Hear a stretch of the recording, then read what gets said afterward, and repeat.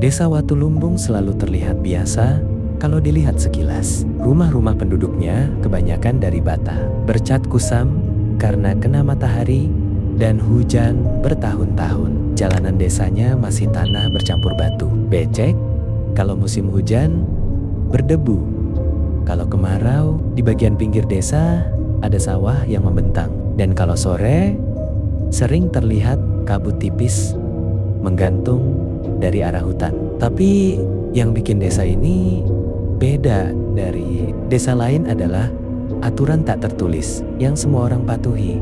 Semuanya.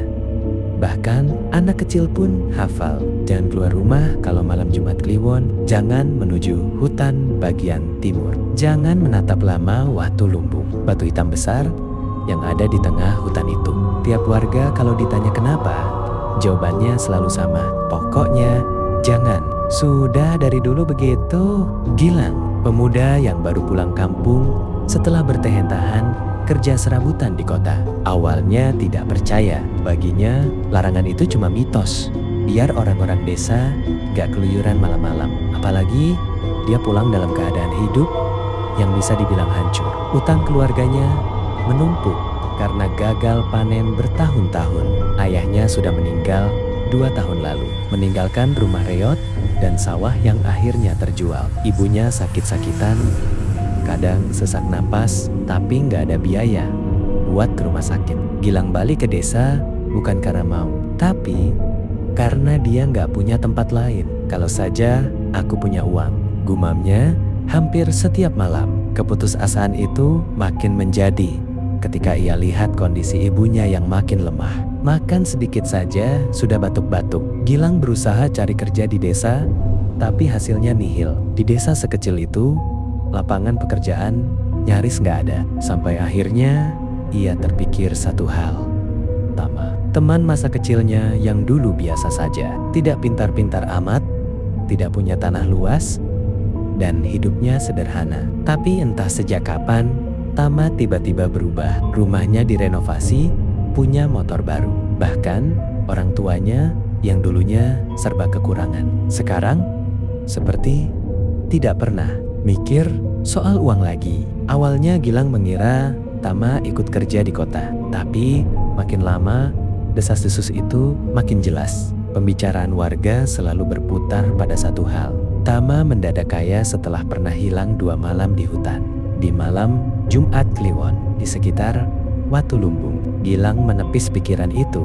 Mana mungkin itu cuman gosip. Tapi ketika kondisi keluarganya makin memburuk, gosip itu berubah jadi harapan terakhir. Harapan yang gelap, tapi tetap harapan. Suatu sore, Gilang akhirnya memberanikan diri datang ke rumah Tama. Rumah itu kini jauh lebih bagus. Pagar besi hitam mengelilingi halaman. Ada lampu temaram di teras yang menyala otomatis. Ketika Tama membuka pintu, Gilang sempat tertegun. Wajah Tama tampak pucat, seperti kurang tidur bertahun-tahun. Tapi matanya itu seperti redup dan tidak punya cahaya. "Tom, aku mau tanya sesuatu." Tama hanya mengangguk, mempersilahkan masuk. Di ruang tamu, suasananya sunyi sekali. Tidak ada suara TV, tidak ada suara orang tua Tama. Rumah itu terasa aneh, terlalu hening. Gilang merasa merinding tanpa tahu kenapa. "Tom, jujur sama aku, kamu ikut pesugihan ya?" Tama yang sedang menuang teh langsung berhenti. Tangannya gemetar sedikit sebelum ia pelen-pelen meletakkan teko itu di meja. "Kamu jangan pernah tanya soal itu." Suara Tama rendah, bukan marah, tapi seperti memohon. "Tom, aku butuh bantu." "Gilang." Tama menatapnya. Mata yang tadi redup kini terlihat takut. Bukan takut pada Gilang, tapi takut pada sesuatu yang tidak terlihat. "Aku udah bilang, jangan tanya, jangan bahas, jangan dekat-dekat sama Watulumbung, apalagi malam Jumat Kliwon." Gilang terdiam. "Tapi keluargaku, aku tahu kamu susah." Tama menunduk. Suaranya bergetar. "Tapi ada hal-hal yang harga bayarnya bukan uang. Dan kalau sudah masuk, tidak ada jalan keluar." Perkataan itu membuat Gilang semakin penasaran, semakin takut, tapi semakin ingin tahu. "Apa kamu nyesel, Tom?" Tama tidak menjawab, Bibirnya bergetar seperti ingin bicara, tapi tidak jadi. Beberapa detik kemudian, ia hanya berkata lirih, "Kadang, uang itu seperti jerat. Kamu kira itu jalan keluar, padahal itu jalan masuk ke kandang." Gilang tidak mengerti maksudnya, tapi jelas ada sesuatu yang besar yang disembunyikan. Tama, sesuatu yang berkaitan dengan Watu Lumbung. Sesuatu yang Tama harap tidak pernah ia temui. Saat Gilang hendak bertanya lagi, tiba-tiba dari lorong belakang rumah terdengar suara keras. Suara seperti sesuatu jatuh. Brok. Gilang kaget dan langsung menoleh. Tapi Tama justru mendadak pucat. "Sudah, kamu pulang sekarang." "Tapi sekarang..."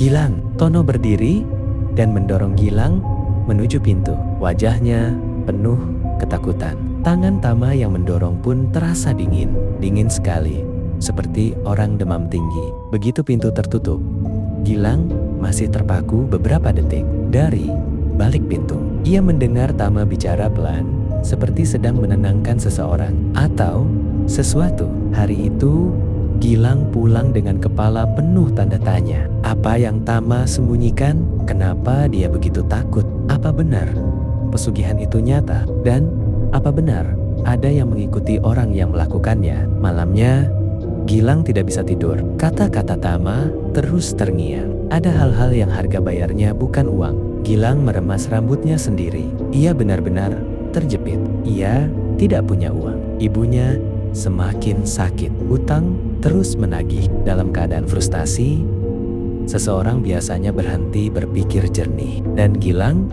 mengalami hal itu. Rasa putus asa mengubah logikanya. Larangan-larangan yang katanya tabu, yang katanya berbahaya, semua terdengar seperti pintu yang menantang untuk dibuka. Ia cuma tidak tahu bahwa langkah kecil itu adalah awal dari bencana. Bencana yang jauh lebih besar dari yang pernah ia bayangkan. Dan pada Jumat Kliwon berikutnya, Gilang memutuskan untuk pergi ke hutan sendirian. Sendirian menuju batu besar yang tidak boleh disaksikan siapapun. Sejak kejadian di rumah Tama, kepala Gilang terus penuh tanda tanya. Dia nggak bisa tidur. Bahkan suara jangkrik di desa malam itu rasanya seperti saling bisik-bisik, membicarakan dosa seseorang. Gilang berbaring di kamar, tapi matanya menatap langit-langit kosong. Pikiran melayang-layang. Watu Lumbung. Batu itu selalu muncul di kepalanya, seolah memanggil, seolah mengajak bicara. Dan entah kenapa, makin Gilang mencoba mengabaikan, makin perasaan itu menempel kuat. Kayak bisikan halus yang nempel di telinga. Tapi yang paling mengganggu adalah tatapan Tama tadi siang. Tatapan orang ketakutan tapi sekaligus kayak orang yang udah menyerah sama hidup. Mata yang terasa kosong. Bukan kosong biasa. Kosong yang seperti kehilangan bagian dari dirinya. "Kamu jangan pernah tanya soal itu." Kata itu terus berulang dalam pikiran Gilang. Jam dinding menunjukkan jam 22:48. Malam Jumat Kliwon. Malam yang warga desa selalu larang untuk kegiatan aneh-aneh. Apalagi keluar rumah, apalagi menuju hutan. Namun justru malam itu, Gilang merasa dorongan kuat yang aneh yang bahkan dia sendiri nggak bisa jelaskan. Seperti ada tangan halus yang mendorong punggungnya pelan tapi memaksa. Dia bangkit dari tempat tidur. Cuma lihat sebentar, cuma mau tahu, gumamnya pelan meski hatinya tahu itu alasan bohong yang dia buat untuk dirinya sendiri. Ibunya sudah tidur, rumah gelap, lampu ruang tamu cuma satu yang nyala, itu pun redup. Gilang mengambil senter dari laci, lalu pelen-pelen keluar rumah. Udara dingin malam langsung menusuk kulitnya. Bau tanah basah bercampur kabut tipis, membuat malam terasa jauh lebih pekat dari biasanya. Di kejauhan, suara anjing menggonggong panjang dan serak. Bunyi yang jarang terdengar kecuali kalau ada sesuatu yang lewat di dekat desa. Biasanya bukan manusia. Gilang menelan ludah, tapi dia tetap melangkah. Jalan desa sudah sepi. Setiap rumah menutup pintu rapat-rapat. Tak ada cahaya selain lampu-lampu kecil yang menggantung di teras. Kesunyian itu membuat setiap langkah kaki Gilang terdengar terlalu keras. Ketika dia mendekati jalan kecil menuju hutan, angin tiba-tiba bertiup lebih kencang. Daun-daun pisang berdesir keras. Suasana berubah semakin dingin, keringat dingin muncul di lehernya. Gilang berhenti sejenak. Balik gak ya, bisiknya dalam hati. Tapi rasa penasaran lebih kuat. Dia masuk ke jalan setapak yang mengarah ke hutan. Senter yang dia bawa terasa kurang, membantu cahaya yang seharusnya terang malas. Terlihat seperti terhalang kabut. Hutan itu benar-benar gelap. Pepohonannya rapat dan suara jangkrik yang biasanya ramai kini justru hilang. Sepi, terlalu sepi. Semakin dalam dia masuk, semakin kuat perasaan aneh terasa di dadanya. Bukan takut, tapi seperti dia sedang diawasi. Ada yang berjalan di belakang, ada yang mengikuti, tapi setiap kali dia menoleh, tidak ada apa-apa, hanya kegelapan. Hingga akhirnya dia melihat sesuatu. Senter Gilang menangkap bentuk besar gelap di antara pepohonan. Semakin dia dekati, semakin jelas bentuknya. Tinggi, hitam, seakan batu besar hitam yang melegenda. Batu yang katanya jadi tempat pesugihan zaman dulu. Batu yang tidak boleh didatangi apalagi saat malam Jumat Kliwon. Gilang terpaku beberapa detik. Batu itu punya aura yang sulit dijelaskan. Bukan hanya besar, tapi seolah hidup. Seolah ada sesuatu yang bersembunyi di balik permukaannya. Saat dia mendekat, tiba-tiba bulu kuduknya berdiri. Ada suara langkah pelan, seret, seperti sesuatu sedang diseret di tanah. Gilang membalikkan badan. Senter bergetar di tangannya. Siapa? Suaranya pecah, nyaris tidak terdengar. Tidak ada jawaban. Tapi suara seret itu makin dekat, makin jelas, seperti kain basah yang diusdrak di tanah kering. Gilang mundur setapak. Siapapun itu, jangan bercanda, teriaknya berusaha terdengar berani. Meski lututnya gemetar, namun setelah suara itu berhenti, sunyi lagi. Hanya dedaunan bergerak pelan. Gilang menelan ludah. Dia menyorotkan senter ke arah semak-semak. Kosong ke arah pohon besar. Kosong ke arah jalan setapak yang dia lewati tadi. Kosong. Tapi saat dia memutar senter kembali ke arah batu, ada seseorang berdiri di depannya. Gilang terkejut dan hampir menjatuhkan senter. Napasnya langsung tercekat. Sosok itu berdiri terlalu dekat, sekitar 2 meter dari Watu Lumbung. Dan yang membuat tubuh Gilang lemas adalah saat cahaya senter mengenai wajahnya. Itu Tama. Dengan pakaian yang sama seperti terakhir kali Gilang lihat sore tadi. Tapi wajahnya pucat, bibirnya membiru. Matanya bukan mata manusia normal, hitam, sepenuhnya hitam. Tidak ada putih mata sama sekali. Tetom, kamu ngapain di sini? Suara Gilang bergetar. Tama tidak menjawab, tidak bergerak sedikit pun. Ia hanya berdiri, tubuh kaku, menatap Gilang dengan mata gelap seperti sumur tak berdasar. Kemudian Tama membuka mulutnya perlahan, sangat perlahan. Dari mulutnya keluar suara bukan suara manusia. Suara itu berat, basah, dan seperti berasal dari dalam perut. Kau tak seharusnya di sini. Gilang mundur selangkah, lalu 2 langkah lagi. Tom, ini aku, Gilang. Kamu kenapa? Tama tidak menjawab. Ia hanya mengangkat tangannya, gerakan yang kaku, aneh, seperti tulangnya patah. Dan saat tangan itu terangkat, Gilang melihat sesuatu yang membuat darahnya membeku. Di antara jari-jari Tama ada tanah dan belatung. Banyak. Wajah Gilang memucat. Dia ingin kabur, tapi Tama membuka mulutnya lebih lebar. Itulah momen saat Gilang melihat sesuatu di balik tenggorokannya. Kain putih, kain pocong. Kain itu bergerak seperti hidup. Dan saat Tama menjatuhkan rahangnya seakan tak punya tulang, suara itu keluar. Dia sudah melihatmu. Gilang membeku. Siapa? Siapa yang melihatku? Teriaknya panik. Tama menunduk sedikit. Bahunya berguncang seakan menahan sesuatu di dalam tubuhnya. Dan dari belakang Tama, tanah bergetar halus. Sangat halus tapi cukup untuk membuat seisi hutan terasa bergerak. Gilang merasakan itu. Dia tahu apa arti getaran itu. Sesuatu sedang bangun, sesuatu sedang keluar. Memantulkan sedikit cahaya. Itu dia, Watu Lumbang. Tama perlahan menoleh ke belakang, ke arah Watu Lumbung, lalu kembali menatap Gilang dengan tatapan kosongnya. Lari. Untuk pertama kalinya, wajah Tama menunjukkan ekspresi takut. Lari, setelah itu Tama jatuh tersungkur. Badannya kaku, tidak bergerak, hening. Gilang menjerit, dia langsung lari sekuat mungkin, tanpa menoleh lagi. Senter di tangannya memencil mental karena guncangan langkahnya. Nafasnya tidak beraturan. Hutan tiba-tiba penuh suara-suara aneh. Dari segala arah suara ranting patah, suara gesekan kain, dan suara seretan tadi. Tapi kali ini lebih cepat mengejar.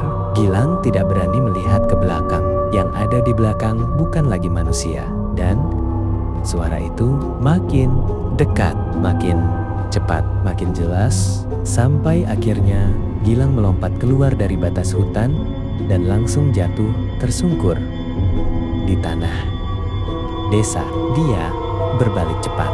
Gelap, hutan kembali sunyi. Tidak ada apa-apa. Tidak ada sosok, tidak ada Tama, tidak ada pocong. Hanya kegelapan yang berdiri diam di antara pepohonan. Namun, ketika Gilang mulai berdiri, napasnya hampir berhenti. Di antara pohon paling pinggir, ada kain putih lusuh.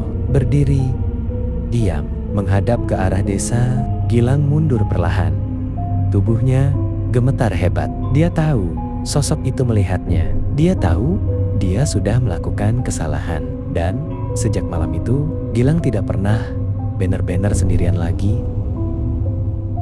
Sejak malam Gilang kabur dari hutan, hidupnya tidak pernah tenang lagi. Dia pulang dengan lutut gemetar, senter hampir jatuh dari tangan, dan napas tidak berhenti memburu. Ibunya sempat bangun karena mendengar suara pintu yang dibanting. Tapi Gilang hanya bilang, tadi ke warung dikejar anjing. Itu alasan pertama yang terpikir di kepalanya, walau jelas tidak masuk akal. Ibunya menatap heran, tetapi ia terlalu lelah untuk bertanya lebih lanjut. Ia kembali ke kamar dengan langkah pelan, meninggalkan Gilang di ruang tamu yang masih terengah-engah, merasa seperti jantungnya pindah ke tenggorokan. Gilang duduk lama di kursi, menatap pintu depannya yang tertutup. Dia merasa hutan itu belum selesai mengikuti dirinya. Setiap detik, ia mendengar suara seretan kain di kepalanya. Suara yang sama ketika ia dikejar sesuatu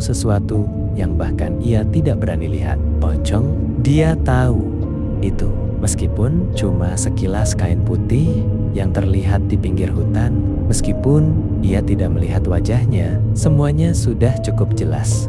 Dan Gilang tahu satu hal, apapun itu sudah melihat dirinya. Tama sudah memperingatkan. Suara seretan itu sudah cukup menjelaskan. Hutan itu sudah menyimpan sesuatu. Dan sekarang, sesuatu itu berjalan menuju desa. Beberapa menit setelah ia sampai rumah, suara itu muncul lagi. Pelan, tidak jauh dari halaman rumah. Serak, serak. Gilang langsung mematikan lampu ruang tamu. Nafasnya tertahan. Dia berdiri dari kursi dan mendekati jendela perlahan. Jemarinya gemetaran saat membuka sedikit tirai jendela. Hanya cukup buat melihat keluar. Halaman rumahnya gelap, hanya cahaya bulan yang jatuh di tanah. Angin malam membuat pohon jambu bergerak pelan. Semuanya terlihat biasa. Awalnya sampai Gilang melihat sesuatu di pojok pagar. Bukan wujud penuh, bukan sosok jelas. Hanya kain putih lusuh terlihat separuh, seperti menempel di pagar. Diam, tidak bergerak. Namun keberadaannya membuat tengkuk Gilang dingin. Dia cepat menutup tirai, mundur 3 langkah, lalu duduk di lantai. Tangannya menutup mulut agar tidak mengeluarkan suara. Dia merasakan seluruh tubuhnya bergetar. Sosok itu ada di halaman rumah, mengawasi, menunggu. Gilang tidak tidur sampai azan subuh. Dan saat matahari mulai muncul, sosok itu hilang. Tidak ada lagi kain putih apapun di pagar, tapi tanah di depan rumah terlihat seperti habis digaruk sesuatu. Bekas goresan panjang, seperti jari yang menarik tanah. Gilang pusing, kepalanya berat. Dia tidak berani cerita ke ibunya, apalagi ke warga. Siapa yang bakal percaya kalau dia bilang pocong mengikuti dirinya dari hutan? Yang ada, dia dibilang stres atau kesurupan. Paginya, Gilang memberanikan diri pergi ke rumah Tama lagi.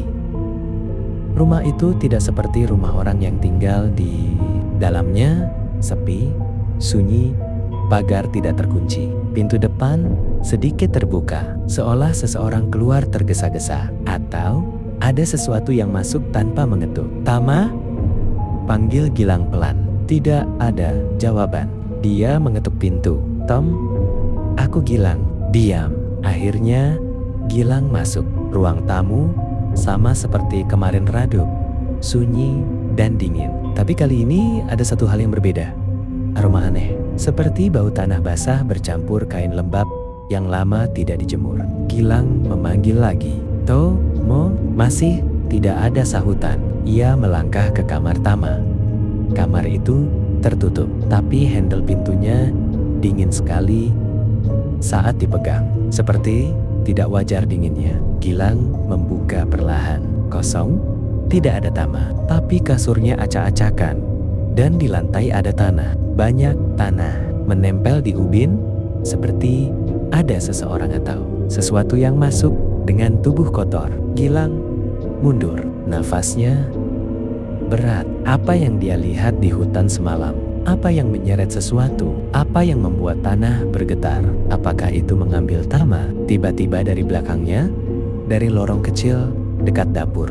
Tok, tok, tok, tok, pa, pa, pa, pa. Suara langkah, lambat, berat, berirama. Seperti seseorang menyeret kakinya. Gilang langsung berbalik. Lorong itu gelap, sangat gelap. Cahaya dari ruang tamu tidak bisa mencapai ujungnya. Hanya ada satu hal yang terlihat. Kain putih melambai pelan, seperti kain yang menempel di tubuh sesuatu yang tinggi dan tidak seharusnya ada di dalam rumah. Gilang membatu. Kain itu bergerak sedikit menggembung, seperti ada angin dari baliknya. Padahal tidak ada angin. Lalu terdengar suara berat, serak, seperti ada seseorang yang berbicara dari balik tanah. "Kak, melihat." Gilang tidak berpikir lagi. Dia lari keluar rumah secepat mungkin, menabrak pagar, nyaris jatuh di tanah. Nafasnya kacau. Dia tidak menoleh ke belakang, meski merasa lorong gelap itu mengeluarkan suara seretan yang mengikuti dirinya. Dia terus lari sampai pulang ke rumahnya sendiri. Dan ketika ia sampai, ibunya kaget melihat wajahnya yang pucat pasi. "Gilang, kamu kenapa, Bu? Jangan keluar rumah malam ini." "Jangan, Bu.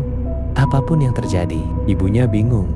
Tetapi ketika melihat mata Gilang yang ketakutan, ia tidak berani bertanya lagi. Hari itu Gilang duduk lama di teras, mencoba memikirkan semuanya. Dia sadar ada dua masalah sekarang. Pertama, Tama hilang. Kedua, sesuatu dari hutan mengikuti dirinya. Dan semakin hari, keberadaan itu makin dekat, makin berani, makin menunjukkan wujudnya. Sampai menjelang maghrib, Gilang merasakan sesuatu yang aneh. Udara terasa lebih dingin dari biasanya, bahkan lebih dingin dari malam sebelumnya. Awan gelap menutupi langit. Lampu di rumah tetangga berkedip-kedip. Dan di ujung jalan desa, Gilang melihat seorang nenek berkerudung coklat berjalan tertatih. Nenek Marni, orang paling tua di desa, yang sering mengingatkan anak-anak tentang aturan watu lumbung. Warga sering bilang nenek itu bisa merasakan hal-hal gaib sebelum orang lain sadar. Nenek itu menatap Gilang lama, hening, serius. Kedua matanya yang keriput tampak sendu, seolah melihat sesuatu di belakang Gilang, sesuatu yang Gilang sendiri tidak berani pikirkan. "Lang." Suara nenek itu bergetar. Pelan, sangat pelan. "Kamu sudah dilihat." Gilang tercekat, jantungnya serasa berhenti. Nenek Marni melangkah mendekat dengan susah payah. Kamu tidak boleh sendirian malam ini. Apapun yang terjadi, jangan tidur sendirian. Nenek, apa yang sebenarnya terjadi?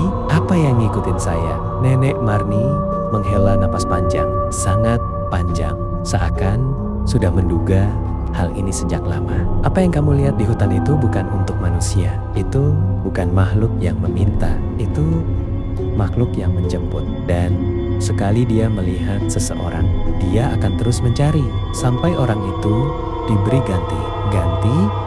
Apa? Suara Gilang bergetar. Nenek Marni menatapnya dengan mata sendu yang dalam. Nyawa, angin malam tiba-tiba bertiup kencang. Pintu rumah Gilang berderit. Lampu berkelip dan jauh dari arah hutan. Serak. Kara. Trik. Trik. Trik. Trik. Suara kain yang diseret. Makin lama, makin jelas. Makin dekat. Gilang menelan ludah. Malam itu baru dimulai dan ia tahu dirinya tidak bakal tidur. Tidak akan aman. Sesuatu dari hutan sudah datang untuknya. Gilang berlari tanpa arah di dalam hutan. Sementara suara kain diseret tiang jelas bukan langkah. Kaki manusia terus mengikuti dari belakang. Nafasnya teracak.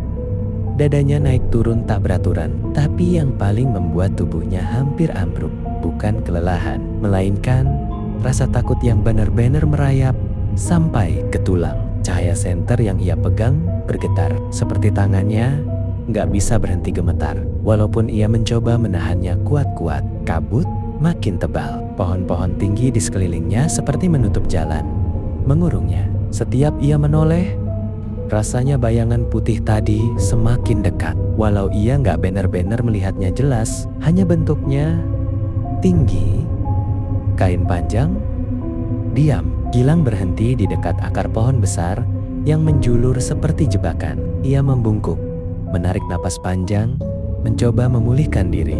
Tapi begitu ia membalikkan badan, tidak ada apa-apa. Tidak ada pocong. Tidak ada makhluk apapun. Tuhan, jangan bercanda, gumamnya pelan.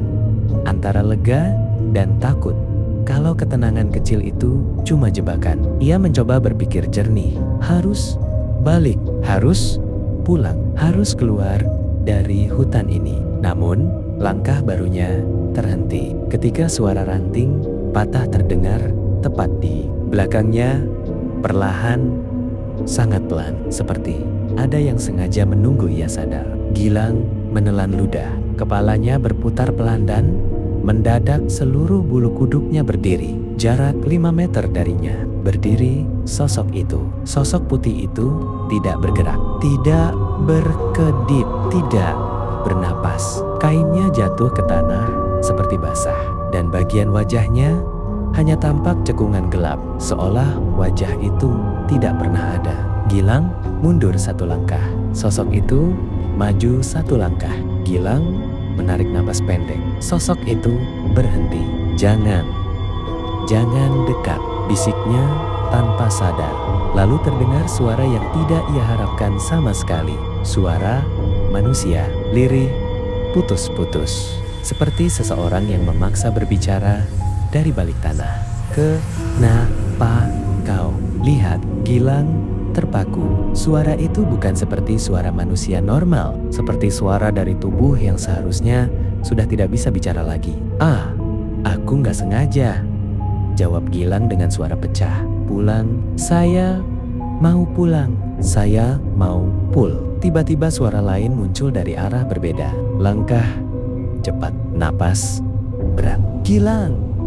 Gilang, itu suara Tama. Dalam kondisi panik sekalipun, Gilang langsung merasa ada sedikit harapan. Ia menoleh ke arah suara itu dan melihat Tama muncul dari balik kabut dengan wajah pucat dan tubuh berkeringat. Begitu Tama melihat sosok putih itu berdiri di belakang Gilang, ia langsung memekik pelan dan menarik lengan Gilang keras-keras. Gilang, jangan lihat dia. Gilang terseret beberapa langkah. Tama, apa itu? Kenapa?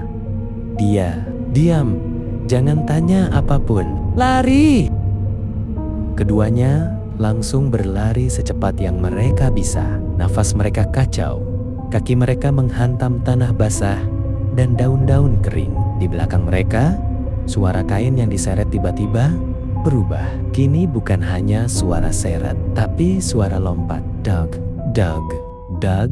Bunyinya berat, tidak natural, dan terlalu dekat. Tama menoleh sedikit, lalu menjerit, "Gilang, dia lompat cepat!" Gilang hampir jatuh karena kakinya terpeleset, tapi Tama menarik bahunya sehingga ia bisa tetap berlari. Hingga akhirnya mereka melihat titik cahaya kecil ujung hutan dan menerobos keluar sampai terhempas ke jalan setapak di pinggir pepohonan. Begitu kaki mereka menyentuh tanah desa, suara itu berhenti, hening, tidak ada yang mengikuti. Tama langsung terduduk, memegang kepala sambil mengatur napas. Gilang berdiri terpaku, lemas, lututnya hampir goyah. "Tama, jelasin apa itu?"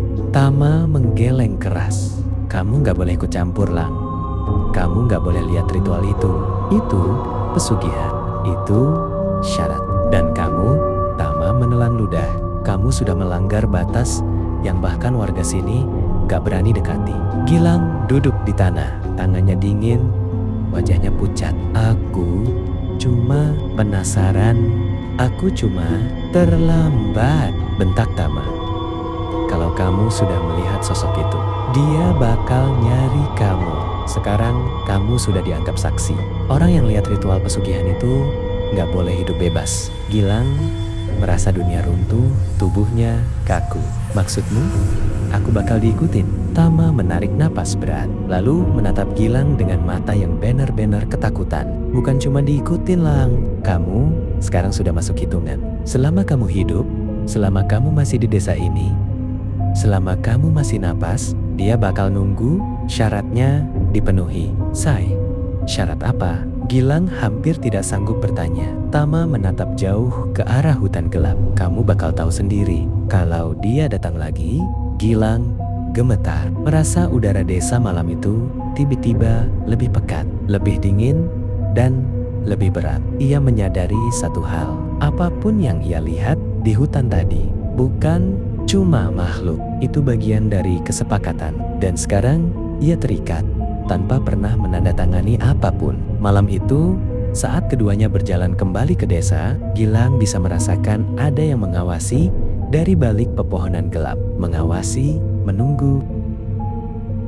Malam itu, setelah kejadian di hutan, Gilang sama sekali tidak bisa tidur. Tubuhnya memang berada di rumah, tapi pikirannya terus kembali ke sosok putih yang berdiri di antara kabut itu. Setiap kali ia memejamkan mata, bayangan wajah tanpa muka itu muncul hanya cekungan hitam gelap, seperti lubang yang ingin menelan siapapun yang melihatnya. Rumah Gilang sunyi. Ibunya sudah tidur dengan lampu dimatikan, dan suara jangkrik di luar terdengar seperti detak jam yang terlalu keras. Gilang duduk di lantai kamarnya, bersandar pada dinding, memegangi kepala sambil berpikir keras. Tama bilang ia sudah masuk hitungan. Masuk hitungan apa? Apa yang sebenarnya terjadi di ritual itu? Ia memejamkan mata sebentar untuk menenangkan diri. Namun, baru beberapa detik, ia mendengar suara dari depan rumah. Suara yang ia harap hanya hembusan angin. Tapi, bukan ketuk, ketuk, ketuk. Tidak keras. Tidak mendesak, justru pelan, berirama, seperti mengetuk pintu depan dengan ujung jari. Gilang membeku, nafasnya terhenti setengah jalan. Siapa yang mengetuk jam segini? Tama, tetangga, atau tidak? Gilang tidak ingin menyelesaikan pikiran itu. Ketukan itu datang lagi, lebih pelan, lebih panjang. Ketek, ketek, ketek. Gilang berdiri perlahan, tanpa suara, mencoba mengintip dari jendela kamar. Dari celah kecil di balik tirai, ia melihat halaman rumahnya yang gelap, hanya diterangi lampu teras yang remang. Tidak ada siapapun, tapi ketukan itu jelas berasal dari arah pintu. Bukan halusinasi, bukan suara hewan. Ini ketukan sangat manusiawi, atau setidaknya meniru manusia. Gilang, suara itu muncul begitu saja. Pelan sekali, seperti orang bicara sambil mulutnya tertutup kain tebal. Gilang hampir jatuh mundur karena kaget. Gilang, buka pintu. Gilang menutup mulutnya, menahan teriakan. Dadanya naik turun begitu cepat sampai terasa sakit. Itu bukan suara orang yang ia kenal. Suara itu cekak, dalam, serak, seperti suara dari tenggorokan yang tidak lagi berfungsi normal. Gilang, aku lihat kau. Tidak. Ia langsung mundur dari jendela dan merapat pada tembok dengan tubuh gemetar. Ingin rasanya membangunkan ibunya. Tapi ia takut justru membahayakan ibunya. Lagi pula, Tama bilang makhluk itu hanya mencari dia saksi yang melanggar batas ritual. Ketukan di pintu berhenti, sunyi. Beberapa detik Gilang terpaku tanpa bergerak, menunggu apakah suara itu muncul lagi atau hilang begitu saja. Namun justru suara lain yang kemudian terdengar, lebih dekat, tepat di depan jendela kamarnya. Seperti seseorang menyeret kain panjang di tanah. Serk. Gilang menggigit bibir sampai rasa logam memenuhi mulutnya. Ia tidak berani menengok. Ia hanya bisa menahan napas sambil menutup telinganya. Gilang, suara itu kini tepat di balik jendela. Satu helai bayangan tipis melewati cahaya lampu teras, bergerak pelan, sangat pelan. Seperti makhluk itu sedang mencari celah untuk masuk. Nanti kau ikut. Gilang tidak sadar kapan ia mulai menangis. Air matanya mengalir begitu saja. Bukan karena sedih, tapi karena panik dan takut sampai ke inti tulang. Suara itu menghilang sama tiba-tiba, seperti muncul. Tidak ada ketukan, tidak ada suara gerakan, tidak ada bisikan. Malam kembali sunyi. Gilang menunggu hampir 10 menit sebelum akhirnya berani bergerak sedikit. Ia merangkak pelan ke arah jendela dan mengintip sekali lagi. Tidak ada apapun di luar.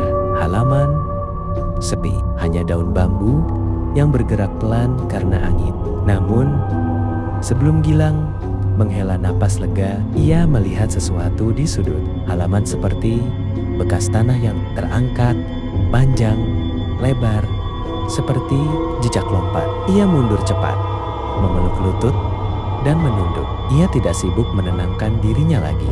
Yang ada di pikirannya hanya satu, ia harus ketemu Tama besok. Harus. Apapun yang terjadi.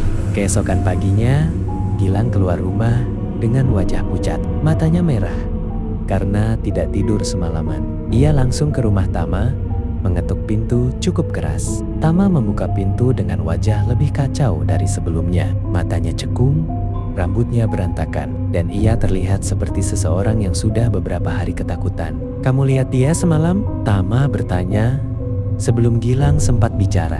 Gilang terdiam beberapa detik, lalu mengangguk pelan. Dia ke rumahku. Tama menutup mata dan mengusap wajah, seperti seseorang yang sudah tahu jawaban itu, tapi berharap salah. Tama, aku harus tahu, apa sebenarnya syarat itu? Kenapa dia cari aku? Tama terdiam lama. Ia menatap tanah sebelum akhirnya menjawab, suaranya gemetar. Setiap orang yang melakukan pesugihan, Watu Lumbung harus bayar sesuatu setelah dapat kekayaan. Gilang menelan ludah. Bayar apa? Bayar apa? Tama menatap Gilang dan matanya penuh penyesalan. Nyawa seseorang. Gilang membeku. Maksudmu orang lain? Korban. Tama mengangguk pelan. Seseorang yang melihat ritualnya. Seseorang yang tahu rahasia pesugihan itu. Karena kalau ada saksi yang masih hidup itu dianggap melanggar perjanjian. Gilang menggeleng cepat. Jadi, aku sekarang jadi target buat syarat itu. Buat bayar pesugihan kamu. Tama menutup wajahnya dengan kedua tangan. Bahunya bergetar. Itu bukan mauku.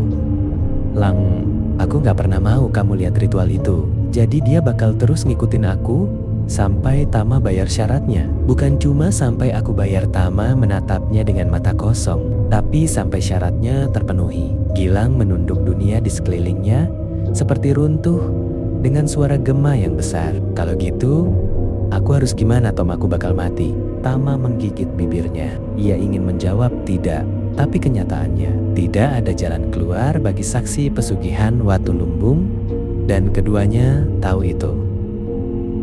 Setelah Tama menjelaskan semua yang harus Gilang ketahui, keduanya tidak banyak bicara lagi. Gilang hanya duduk diam di ruang tamu rumah Tama, menatap lantai seperti seseorang yang sudah kehilangan arah hidupnya. Sementara itu, Tama mondar-mondir, gelisah, memegangi rambutnya berkali-kali. Lang, sebelum kamu pulang, ada satu hal yang harus kamu tahu. Tama berkata pelan. Gilang tidak menjawab. Ia hanya menatap kosong. Tadi malam, waktu dia datang ke rumahmu, itu bukan cuma ancaman. Itu tanda apa? Gilang bertanya lirih, seperti separuh jiwanya sudah hilang. Tanda kalau dia udah milih kamu sebagai gantinya. Gilang menghela napas panjang. Jadi, aku udah pasti mati, Tom. Gak ada pilihan lain. Tama terdiam cukup lama. Matanya terlihat kacau dan penuh rasa bersalah. Aku udah coba cari cara, Lang.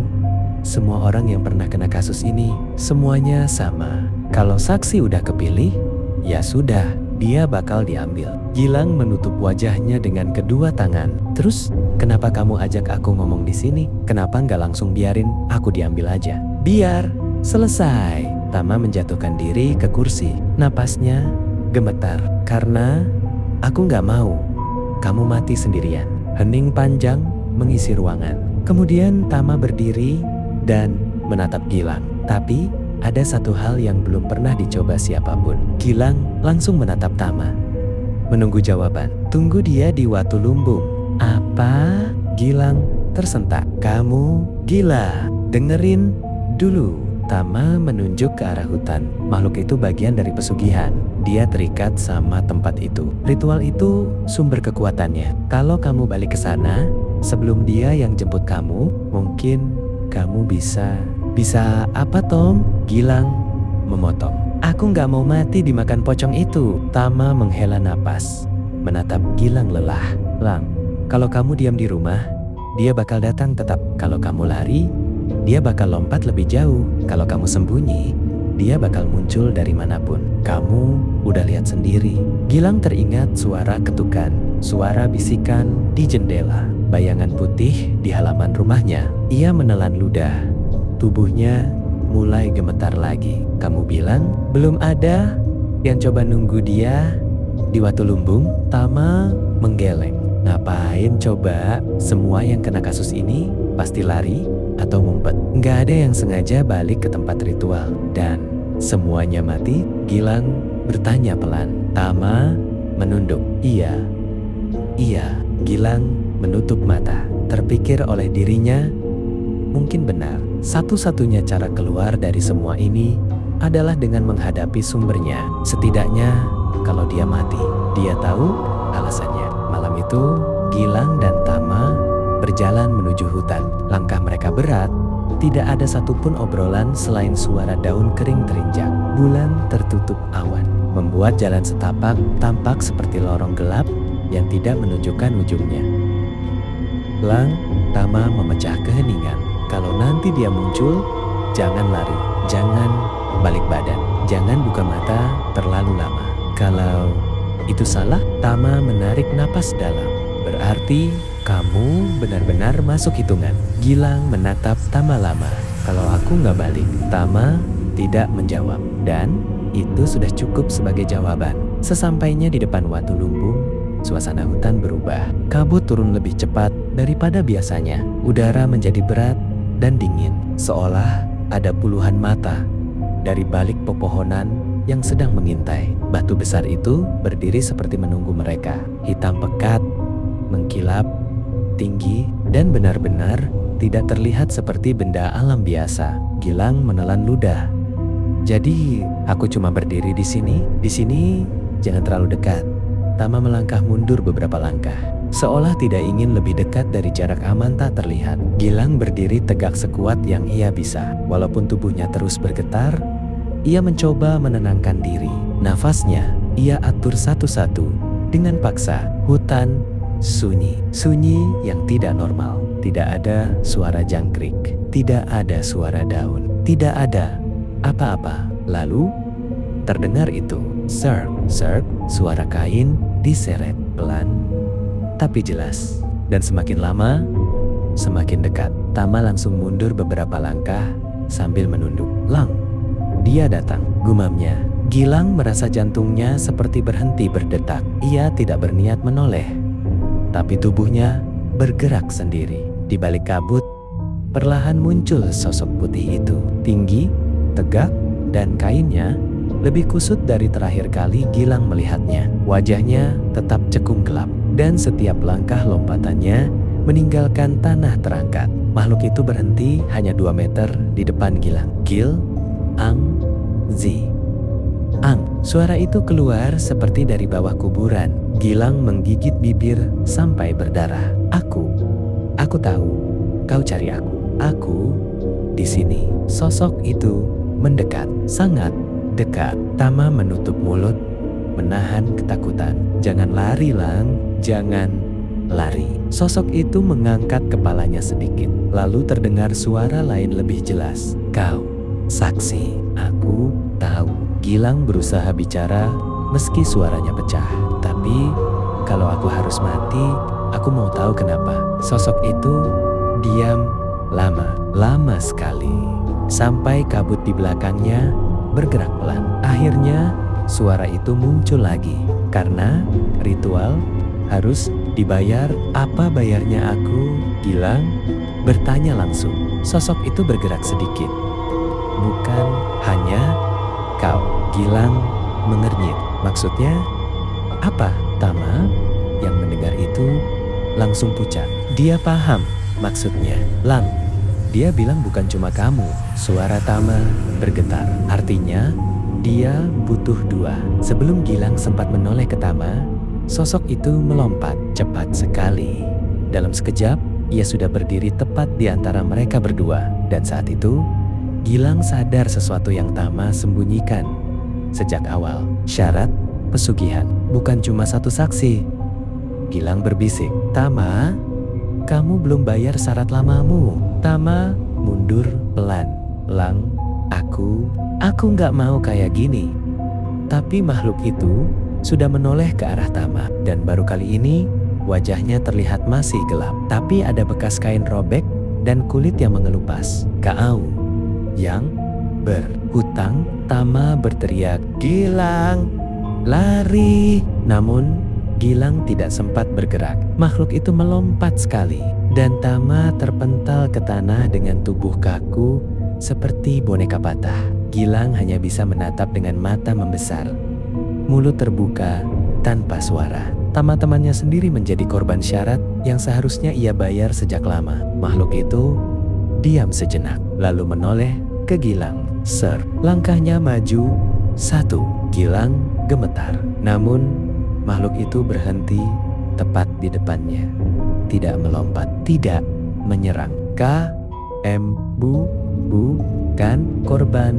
Gilang tidak percaya apa yang ia dengar. Kau bukan bayarannya. Makhluk itu menunduk, seperti membebaskan Gilang dari sebuah ikatan kematian yang tidak ia inginkan. Lalu sosok itu menghilang ke balik kabut, perlahan semakin jauh, sampai akhirnya lenyap. Hutan kembali hening.